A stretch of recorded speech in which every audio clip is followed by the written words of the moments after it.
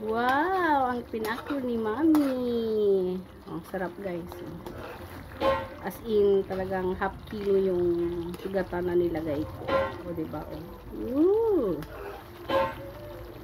Pinakrong batag. Diba? Sarap guys. Sulit. Hindi tinipid sa gata. Ang sarap.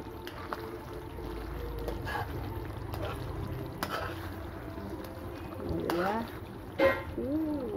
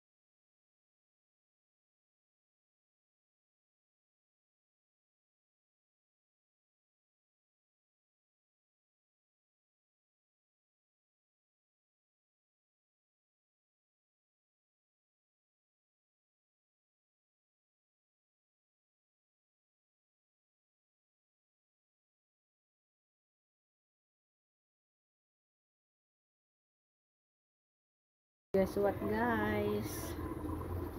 Tanan! Nagluto ako ng pinakro. Oh, batag na pinakro. Ang daming gata nito. Sarap.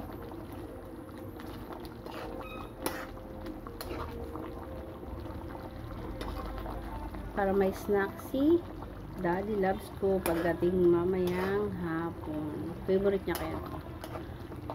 Kaya I'm cooking for him pinakro. Masarap po. Ang daming gata guys.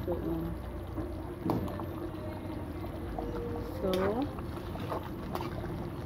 ano natin matanggal konti yung tubig niya hanggang maglapot siya guys. Ang sarap.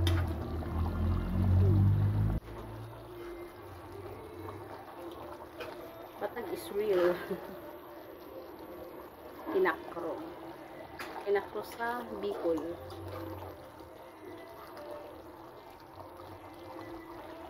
Bira kasi yung nakikita namin nagtitinda nito.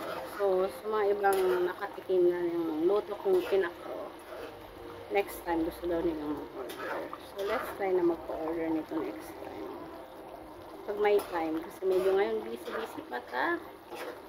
Nagre-review so baby ko. May exam. Exam week. Diba? Sarap.